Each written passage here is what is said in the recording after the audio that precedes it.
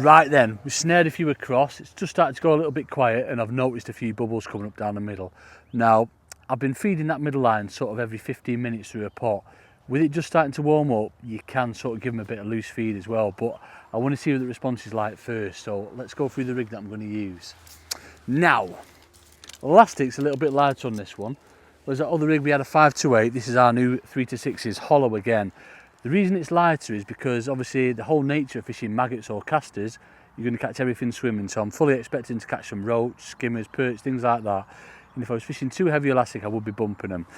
F1s, when you hook into one of them, you're clunking in, you've got like 2 or 3 foot of elastic coming out. It's lovely stuff. Main line's exactly the same again. We've got 0.15 Power Optex main line, and again we've got 6 inches of 0.10 Power Optex hook length. So pole tip to float is a little bit longer this time, just because I'm not poking it in any little sort of like gaps or anything like that. I'm keeping my pole well away from the water. There's no wind on it or anything like that, so that's why I've got a little bit longer line, pole tip to float. Again, we've got our white back shots on, sort of 4 inches above the float. Float wise, it's a 412s WD1 float, wire stem. You can see the shape of it. It's a bit different to what we're fishing on the pellet, in that it's sort of a more sort of stretched rugby ball, more like a streamlined float. Still a wire stem. Again, I'm not going to come to carbons or glasses at this time of year. I'll wait till it's warmer for that. Wire stem, it settles nice and positive. Back shots 4 inches above it, again for stability. So coming down the rig, it's roughly about 5 foot or something. Nice depth, lovely depth of fishing. Anything from sort of up to say 6.5 foot, I'd be quite happily use a 412s. I don't want to go any heavier than that. Reason being is F1s are suckers for presentation. If it's not falling through the water right, or your float's too heavy, they'll feel the resistance and they'll just reject the baits. That's why you've got to use a lighter float. So I'll start from the hook this time actually. So hook wise, we've got a 16s black gamma. You're thinking, 16s? What's he on about? That's a bit big for a maggot. Trust me, I don't go any bigger or smaller than a 16s black gamma for my maggot fishing all through the winter, coming into spring. Reason being, it's a lovely fine wire, but very strong hook. If you're using 16s and some other patterns, the wire's too thick, too heavy, it's going to sink too quick, but the black gamma is lovely and fine. 6 inches of 0.10. And then we've got a series of 3 droppers. Now these are all number 11s. If there was a bit more chop on it today, I'd possibly use 10s, just so you can see that bite a little bit quicker. Now, you'll hear the term sort of Bulk and 1, Bulk and 2 droppers. Now, yeah, that's fine, but I always tend to go for another dropper, a Bulk and 3, just so that a fish, as soon as the fish touches that bait, it's registering straight away. So they're roughly sort of like 2.5 inches apart. And then our bulk's what? It's probably 20 inches, 18, 20 inches from our hook. And what we've got in that bulk is 6 number 10s. So nice and fine. You'll notice as well, this is quite important, if you zoom in on that, Rich, I've got a little fingernail in between each shot. Now, what that does, that enables them shot to line up, you know, nice and straight, but also, if you to bulk them up, the kink outward's a bit of a C shape, you don't get the right presentation. So always make sure there's a little fingernail in them. That's the finished rig. I think we should do it in fast mo and go and see me snare a lot of F1s now. Yeah! Right, pot choice then. Obviously on the pellet one, I didn't want to put loads of bait in, so it was a smaller pot, a fruit short one. Whereas this time, I'm going to put quite a bit of bait in, so I'm going to be using our MAP medium-sized toss pots. Basically, they go on underneath, and then you got a lid that goes on over the top. Now, you get a couple of lids with the packet, and all I've done with this one is I've just left a few ridges in, just so the maggots will stay in there. But when you get into position, you can tip the maggots in nice and quick. So that goes over the top like that. I'm not bothered about that being a bit back from my pole, because the whole essence of sort of maggot and caster fishing is to get the bait over a big area. You don't want them sort of like all tight on one another, especially when you're fishing in open water. So whether you're feeding maggots and casters, get them over a big area. You'll see when I'm feeding it in a sec. I like to tip them out from a bit of a height, so it's spreading over an area, and certainly when you're loose feeding, I love loose feeding, certainly when you're loose feeding, you get them over a big area anyway. Right, I want to go through now our hook the maggots. It's very, very important. Now, what I tend to do is always start off on a single maggot, just to see what the response of the fish is. More often than not, the F1s prefer a single than a double. But hooking the maggot, are we getting in, Rich? Are we getting in, mate? Yeah? Right, so what I see time and time again as an angling coach is the anglers hooking the maggot too deep. So the 2 breathing vents there, that hook, beast right through the middle. Now, look at that. you'd be bumping loads of fish on them. The trouble with that is it's just too deeply hooked, and you know, if it was a thicker gauge hook, you get all the juice coming out of that, and it just, you see what I mean, it just wouldn't look natural at all. So forget about that one. That's not how you hook a maggot. Basically what you want to do, the two breathing vents there, just coming down from that, there's that little frilly bit. Literally it's just a case of just nicking it through that little frilly bit, so you can see all that hook's exposed, and that's what we want. So it's got a nice wriggle in it. If you're putting two on, I said more often than not single's probably better, but if you're putting two on, you put it on the other way, so it's through the thin end, and again you're just going to nick it. Don't want to burst that maggot. Oh, look at that. Jay, if you were in F1 you'd have it, wouldn't you? Oh, I think you'd nail that and the rest of the like million pints of maggots I've got. Only joking, Jay. But yeah, so let's cut to me shipping in, tipping a load of maggots in and boosting into an F1. Yeah! Right then, just plumbed up, just second plumb it off, and I found just over 5 foot. Now with natural baits, I'm fishing sort of flat calm like this, I'm fishing about 1.5 inches over depth. If there was a bit of a wind, bit of undertow on it, I'd go up to like 2, 3, 4 inches. But I've had a sneaky fish and I've had a couple of F1s, so I know that the depth's absolutely bang on. I'm filling that pot up full every time I go in, because they're hungry today, a bit like me. Now what I'm doing, first thing I'm going to do, line up with my marker, again elbow on the end of the pole. I've got a little tree in the distance I'm lining up with.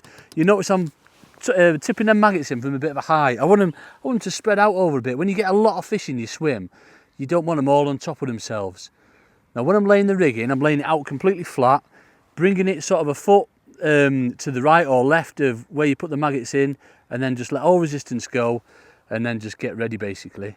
We had a bit of a sign then. We did have a bit of a sign. He's gone a bit low, but it's come back up. How dare it? So what I'm going to do is give it a bit of encouragement. Now, when I hook a fish, I'm going to pick some maggots up and throw them in. That's just to get any fish that have been spooked by me hooking one, just to get them back into the swim. You can zone the fish in obviously by fishing with a pot. That gets the fish exactly where you want them. Now you'll see how low that float is. Trust me, when it's flat calm, you've got to, well, pretty much all situations for F1s, you've got to have your float very low. Sometimes they'll just sort of shake it and you think, did that move then? And it'll be on. Most of the time, when they're having it proper, you'll just see that quick dink and it'll be on. You can give a bit of encouragement on this line as well. But as I said, feeding wise, feed through a pot to zone them in, but as soon as you've hooked a fish, coming into this weather, by the way, I wouldn't loose feed at all. So instantly into the maggots, bring them back your swim and get some maggots in. Now any fish that have been spooked by you hooking that one, you're instantly drawing them back in. Now the beauty of our, this elastic, it's very light. You can just ship back to your top kit in one, and give it a couple of pulls and then get ready for him.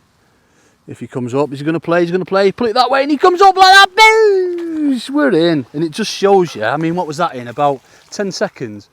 A bit longer than that, wasn't it? But it just shows you, fish like that, sort of 8 to 10 ounce fish, if you're getting them one a chuck, which you can do, we've left the line well alone for sort of like hour and a half, 2 hours. It's just all about priming the swim. Now, when I was fishing across there, the most important thing you can do is keep bait going in on your other swims. If you neglect them for any amount of time, as I said before, anglers around you are going to nick your fish. So every sort of 15 to 20 minutes, I've been picking like 40 maggots up, feeding them through a big pot, putting them in. I tried it about 20 minutes ago and the fish have been there instantly. Sometimes you'll have to wait, but again, it's all about perseverance. What you don't want to do is completely stop feeding it. You've got to keep that bait going in. Now, the warmer it gets, I'm going to bait up again, so I think there's another one there. The warmer it gets, the better it'll be with loose feeding. Now, I tend to go to casters next, the warmer it is, because that'll bring the fish sort of higher up in the water, this, that and the other, because they'll come to the noise. But as it is, maggots, brilliant bait, catches everything swimming. There's not a fish that you'll miss out on. So it's just a case of baiting up again, shipping out with them maggots, putting them in on your marker, just like that, getting them over a bit of an area. Wait till that maggot stops spinning, lay the rig in, and I'm going to bring it again a foot to the right of where I'm fishing. As soon as it starts to tip up, let all resistance go, and I'm just using that back shot just to get that float on its way. There you go, you saw the droppers coming in then. Now the reason for the back shot is only because of the surface tension. It's flat calm. If you've got a bit of a ripple on to break all the surface tension up, your float will be going through it. But how simple is it? The way we're fishing today, there's There's nothing complicated with it. You might wonder why I'm fishing at an angle. Basically, my pellet swim was out that way and I'm fishing at an angle down the middle this way. The reason being is, it's not necessarily a problem when it's warmer, certainly through the summer, but when the fish is still like a little bit spooky, what you don't want to do is fish your middle swim right in line with where you're fishing across, because when you're bringing fish back from across, you can sometimes unnerve the fish that are like in the deep water down the middle, especially when you've got a light elastic on. So fish at an angle, and what that enables you to do is keep your fish well away so they're not getting spooked, so that when you do go on them, they're nice and confident. Let's give this one a bit more encouragement. I mean, we know there's only big fish there now. If there were roach in the swim, or perch, or little baby gudgeon, you'd be getting like signs off them, but nothing like that. It's just a big doozy F1 waddling in like that, seeing your maggots and just nailing it. It's lovely fishing. It's been absolutely awesome today. We've had a great few hours. Really has been good. Things to watch for on this, certainly as it starts to come, just wellied into that one. Certainly as it starts to come warmer, again, put some maggots in, lovely light elastic, to keep shipping back to your top kit. Yeah, things to watch for. As soon as it comes warmer, obviously you will get signs of fish coming up in the water, and that one fell off. How dare it fall off? I primed it and everything, primed it for all you lovely people to watch, and it fell off. That's another thing as well. I know it's not what you want fish to fall off, but you know, it can happen. If there's a lot of fish there, they're all competing for that bait, it can happen. So if I was to lose sort of a few in quick succession, that'd make me think there's something wrong. So I'll just change the way I'm feeding. I'll probably stop, loose feeding as many. I am getting a bit giddy, and I'll just put everything through a pot just to keep it nice and tight. But I think I have done enough waffling for now, because I like waffling. I'll just waffle forever, me. So I'm going to catch a few more of these F1s, and then I think we'll have a bit of a talk to and a bit of a discussion about how the day's gone, and yeah, I think we'll wrap it up. So follow what we've been doing today. As I say, you will not go far wrong at all. There's nothing complicated what we're doing. Just follow what we've been doing, and I'm sure you'll be getting nets of fish like what we have. Oh yeah!